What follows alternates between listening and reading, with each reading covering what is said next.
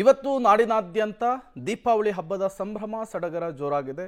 Public ಟಿವಿಯ ಸಮಸ್ತ ವೀಕ್ಷಕರಿಗೂ, cable ಆಪರೇಟರ್ಗಳಿಗೂ, ಜಾಹೀರಾತುದಾರರಿಗೂ ಬೆಳಕಿನ ಹಬ್ಬ ದೀಪಾವಳಿಯ ಹಾರ್ದಿಕ ಶುಭಾಶಯಗಳು. ಸಿಲಿಕಾನ್ ಸಿಟಿ ಬೆಂಗಳೂರಿನಲ್ಲಿ ದೀಪಾವಳಿ ಹಬ್ಬದ ಪ್ರಯುಕ್ತ ಕೆಆರ್ ಮಾರ್ಕೆಟ್ ಜನರಿಂದ ಗಿಜಿಗುಡ್ತಾ ಇದೆ, ತುಂಬಿ ತುಳುಕ್ತಾ ಇದೆ.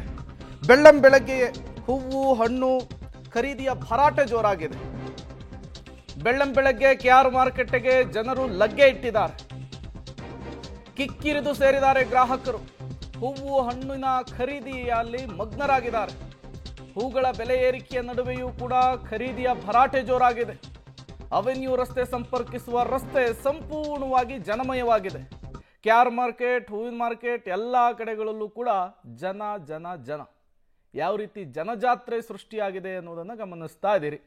ಪ್ರತಿ ಹಬ್ಬದಲ್ಲೂ ಕೂಡ ಕೆಆರ್ ಮಾರ್ಕೆಟ್ ಇದೇ ರೀತಿ ಬ್ಯುಸಿ ಇರುತ್ತೆ, ಜನರಿಂದ ತುಂಬಿ ತುಳುಕ್ತಾ ಇದೆ. ಇನ್ನು ದೊಡ್ಡ ಹಬ್ಬ ದೀಪಾವಳಿ ಕೇಳಬೇಕಾ? ಬೆಳ್ಳಂಬೆಳಗ್ಗೆಲೆ ಜನ ಪೂಜಾ ಸಾಮಗ್ರಿಗಳನ್ನು ಖರೀದಿಸೋದಕ್ಕೆ, ಹೂವು ಹಣ್ಣುಗಳನ್ನು ಖರೀದಿಸೋದಕ್ಕೆ, ಬಾಳೆಕಂಬವನ್ನು ಖರೀದಿಸೋದಕ್ಕೆ ಮುಗಿಬಿದ್ದಿದ್ದಾರೆ. ನಾಡಿನಾದ್ಯಂತ ಇಂದು ದೀಪಗಳ ಹಬ್ಬ, ದೀಪಾವಳಿಯ ಸಂಭ್ರಮ. ಬೆಳ್ಳಂಬೆಳಗ್ಗೆ ಹಬ್ಬಕ್ಕೆ ಬೇಕಾದಂಥ ವಸ್ತುಗಳ ಖರೀದಿ ಭರಾಟೆ ಬೆಂಗಳೂರಿನ ಕೆಆರ್ ಮಾರ್ಕೆಟ್ನಲ್ಲಿ ಜೋರಾಗಿದೆ. ಗಮನಿಸ್ತಾ ಇದ್ರಿ ವಿಜುವಲ್ಸ್ಗಳನ್ನ.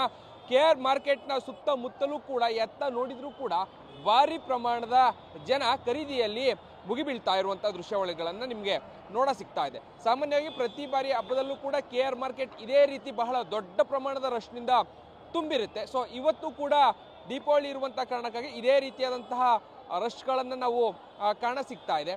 ಗಮನಿಸ್ಬೋದು ವಿಜುವಲ್ಸ್ಗಳನ್ನು. ಅವೆನ್ಯೂ ರಸ್ತೆ ಕಂಪ್ಲೀಟ್ ಆಗಿ ಎಲ್ಲೂ ಕೂಡ ಒಂದು ಸ್ವಲ್ಪವೂ ಜಾಗ ಇಲ್ಲದಂತಹ ಪರಿಸ್ಥಿತಿ ನಿರ್ಮಾಣ ಆಗಿದೆ.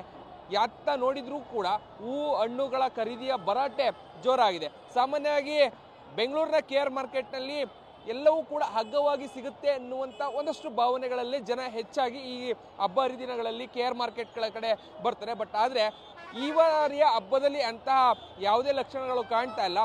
ದರಗಳೆಲ್ಲವೂ ಕೂಡ ಗಗನಕ್ಕೇರಿದ್ರೂ ಕೂಡ ಜನರ ಆ ಜೋಶ್ ಖರೀದಿಯ ನಡುವೆ ಕಡಿಮೆ ಆಗಿಲ್ಲ. ಗಮನಿಸ್ಬೋದು ವಿಜುವಲ್ಸ್ಗಳನ್ನು.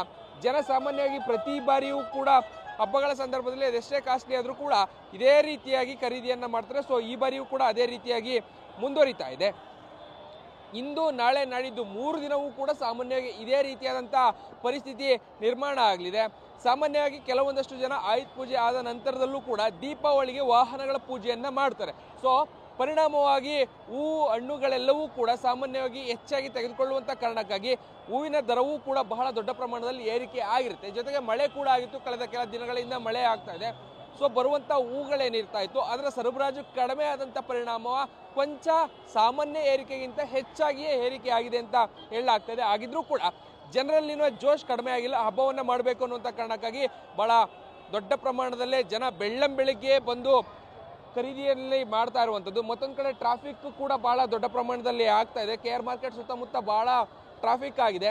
ವಾಹನ ಸವಾರರು ಅಂದರೆ ಫ್ಲೈಓವರ್ನ ಕೆಳಭಾಗದಲ್ಲಿ ಬಂದು ಬೇರೆ ರಸ್ತೆಗಳಿಗೆ ಕನೆಕ್ಟಿವಿಟಿಯನ್ನು ತೆಗೆದುಕೊಳ್ಳುವಂಥವ್ರು ಏನಿರ್ತಾರೆ ಅವರಿಗೆ ಒಂದಷ್ಟು ಸಮಸ್ಯೆಗಳಂತೂ ಆಗ್ತಾ ಇದೆ. ಅಲ್ಲಲ್ಲಿ ವಾಹನಗಳು ನಿಲ್ತಾ ಇರುವಂಥ ಕಾರಣಕ್ಕಾಗಿ ಟ್ರಾಫಿಕ್ ಸಮಸ್ಯೆ ಆಗ್ತಾ ಇದೆ. ಕೆಳಭಾಗದಲ್ಲೂ ಕೂಡ ದೊಡ್ಡ ಪ್ರಮಾಣದಲ್ಲಿ ಟ್ರಾಫಿಕ್ ಆಗಿದೆ.